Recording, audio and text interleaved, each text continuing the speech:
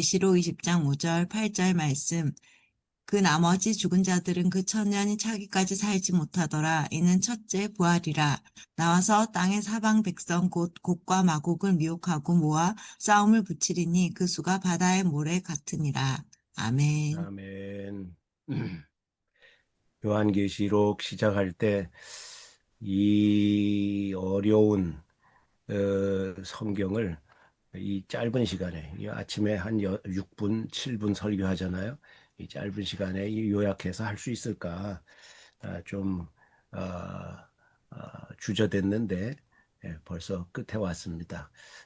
요한계시록 중에서 가장 복잡하고 난해한 부분입니다. 20장 1절부터 10절까지 있는 이 천년 왕국이죠. 천년 왕국이 20장에 나오고 그 앞에 바로 19장에 예수님의 재림이 나왔습니다.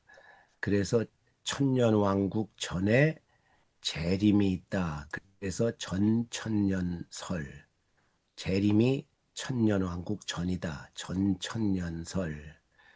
이런 해석의 견해가 있고, 둘째는 거꾸로 후천년설, 천년왕국 후에 예수님의 재림이 온다. 오늘 20장 10절까지 천년왕국이 있는데 11절에 보면 이제 최후 심판이 나옵니다. 그리고 21장에 새하늘과 새 땅이 내려오는 게 새하늘과 새 땅에 새 예루살렘이 내려오는 것이 나옵니다. 그러니까 예수님의 재림 아니겠느냐. 그래서 천년 후에 재림이 있다. 그래서 후천년설이 있고, 다른 하나는 요한계시록 전체의 맥락을 보면 이게 시간 순서로 기록하고 있는 것이 아니다. 시간이 아담 때로 거슬러 올라갔다가 예수님 재림 때까지 왔다 갔다 막 이렇게 합니다. 모든 그 등장하는 사건들이. 그러니까 이것은 천년 왕국은 시간적인 천년을 가리키는 것이 아니다. 이것은 예수님의 초림 때부터 재림 때까지를 가리키는 상징적인 표현이다. 이렇게 해석하는 현림천년설, 무천년이라고도 하죠. 천년이 없다는 게 아니고, 천년 왕국이 없다는 게 아니고, 초림부터 재림까지 현재가 천년 왕국이다. 이렇게 해석하는 현림천년, 무천년설이 있습니다. 저는 세 번째 견해입니다. 5절에 이는 첫째 부활이라. 첫째 부활은 천년 왕국의 현림 천년 왕국에 살아가는 사람들이 소유한 것입니다. 이미 나중에 부활이니까 나중에 소유할 것이 아니고 이미 소유하고 있는 것입니다. 이게 1절부터 10절까지를 읽어보면 그런 식으로 말씀을 하고 있습니다. 이 왕국에 사는 사람들은 이미 부활한 사람들이다. 이렇게 말씀을 합니다.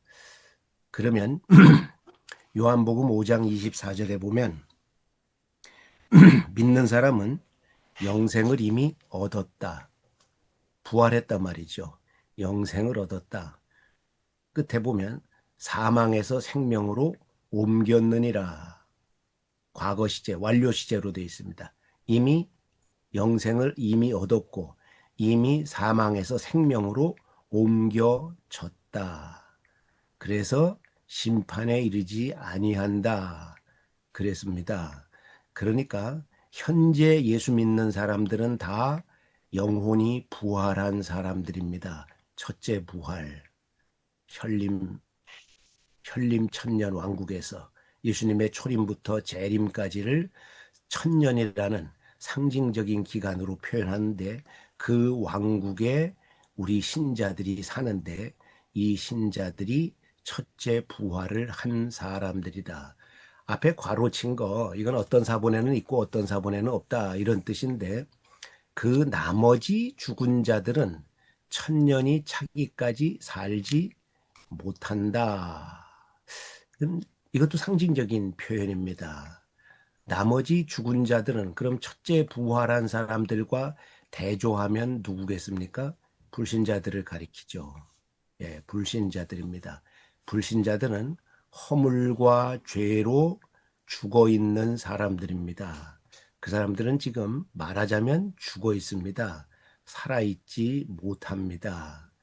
천년이 차고 나면 그 다음에 지옥으로 들어가기 위해서 몸까지 부활합니다. 살지 못하더라. 차면 산다. 이 말이죠. 그런데 그 사람들이 경험하는 것은 둘째 사망이다. 6절에 보면 그렇게 돼 있어요. 둘째 사망이다. 둘째 사망은 지금 요한계시록 20장인데 20장 14절에 보면 불과 유황으로 타는 못, 21장 8절에 보면 불과 유황으로 타는 못, 지옥을 가리키죠. 이 사람들은 둘째 사망을 경험하게 됩니다. 지옥에 들어가게 됩니다. 첫째 부활한 신자들은 이 천년 왕국 동안 이미 부활한 사람들이고, 이 사람들은 둘째 사망을 경험하지 않습니다. 몸의 사망을 경험했기 때문에 첫째 사망은 경험했지만 지옥에 들어가는 둘째 사망은 경험하지 못합니다. 그리고 7절 8절에 의하면은 예수님이 재림하시기 직전에 마지막 전쟁이 일어납니다. 아마겟돈 전쟁. 지난번까지 바벨론이 멸망하는 거 여러 차례 나왔었죠. 바벨론이, 큰 성 바벨론이 완전히 멸망하는 아마겟돈 전쟁, 유브라데 강가에서 벌어지는 아마겟돈 전쟁이 일어난다. 7절 8절에 그렇게 기록되어 있습니다. 9절 10절까지. 이것은 예수님 재림 직전에 이 적그리스도의 세력 전체가 완전히 멸절된다, 멸망한다 하는 그런 말씀입니다. 그리고 그래서 이제 현림 천년, 지상의 천년 왕국이 끝납니다. 그 천년 왕국 동안 예수 믿는 사람들은 왕노릇한다. 6절에 그렇게 표현되어 있습니다. 천년 동안 그리스도와 더불어 왕노릇한다. 이게 중요한 겁니다, 여러분. 우리 부활한 사람들, 우리는 현 세상을 살고 있는데, 현 세상이 다른 말로 하면은 신자들에게는 천년 왕국이고, 불신자들에게는 또 귀신들의 집단에게는 무저갱입니다. 이게 3절에 20장 3절에 무저갱, 앞에서도 무저갱이라는 표현이 나옵니다. 무저갱이 나오는데, 이게 귀신의 세력들에게는 이 세상이 무저갱이고, 초림부터 재림까지가 우리 신자들에게는 천년 왕국입니다. 여기서 우리는 첫 번째 부활한 사람들로서 사는데 왕국이라 그랬습니다. 그리스도와 더불어 6절에 왕노릇한다 이렇게 말했습니다. 베드로전서 2장 9절에 보면 우리가 하나님의 나라다, 하나님의 국민이다, 하나님의 제사장 같은 왕이다 이렇게 말했습니다. 우리가 이 세상에서 왕으로 살아야 된다 이 말입니다. 왕으로 살아야 된다. 하나님이 우리를 부활시키실 때 이 세상에서 다시는 마귀의 참소, 정죄에 해당되지 않는 그런 의로운 존재, 완전히 정결한 존재, 완전히 영광스러운 존재, 왕같은 제사장, 왕같은 예배자로 우리를 여기 창조해 놓으셨습니다. 우리가 그런 신분입니다. 그런 사람입니다. 그걸 누리고 살아야 됩니다. 왕다운 예배자, 왕다운 나라, 그 사람으로 우리가 마음을 먹고 그렇게 살아야 됩니다. 우리가 왕다운 예배자, 왕같은 예배자인데, 그리스도와 함께 왕같은 예배자인데, 그리스도처럼 왕처럼 그리스도처럼 왕답게 그렇게 살아가느냐, 거지같이 사느냐, 그건 각자가 선택할 일입니다. 그러면 왕같이 살려면은, 왕궁도 있어야 되고, 옷 또한 한 200벌 정도 있어야 되고, 왕궁도 의리의리한 금으로 지은 왕궁도 있어야 되고, 통장에 돈도 한 500억 정도 있어야 되고, 최소한, 그래야 되는 거 아닙니까? 근데 이게 뭐가 왕입니까?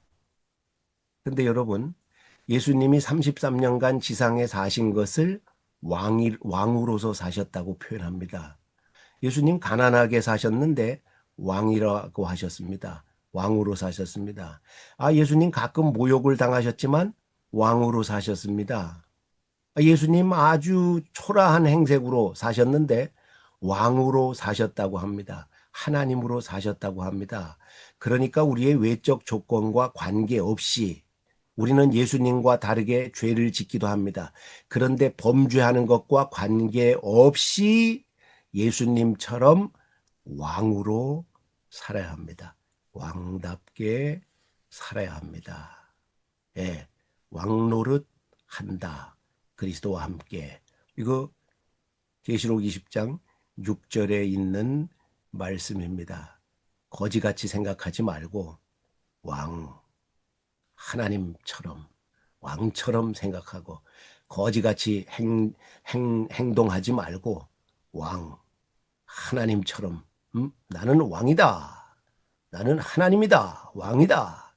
이렇게 행동하고 거지같이 말하지 말고 나는 왕이다. 거지같이 표정 짓지 말고 나는 왕이다. 그리스도와 함께 다스리는 왕이다. 왕답게, 왕처럼. 어떤 사건 앞에서도, 어떤 시간에도, 어떤 환경에서도, 옥에 들어가서도 나는 왕이다. 왕답게 그렇게 사십시다. 그걸 선택하시고 결정하셔야 됩니다. 기도합니다. 우리가 이 땅 위에서 그리스도와 함께 왕으로 살아간다는 말씀은 비록 천년 왕국의 말씀이 아닐지라도 성경 여기저기에 나와 있습니다. 그러므로 현세에서 우리가 이미 그리스도와 함께 왕으로서 왕답게 살아가야 될 줄 믿습니다. 우리가 하나님의 새로운 창조물, 영광스러운 창조물, 그리스도와 함께 왕노릇하는 그러한 신분, 그러한 사람인 것을 분명히 알고 왕처럼 생각하고 왕처럼 행동하고 왕처럼 말하고 왕처럼 표정을 짓고 왕처럼 관대하게 그렇게 용감하게 당당하게 살아가는 저희들 되게 도와주옵소서. 북한에 있는 우리 신자들도 탈북한 신자들도 어떤 환경에서도 그리스도와 함께 왕노릇하게 하옵소서.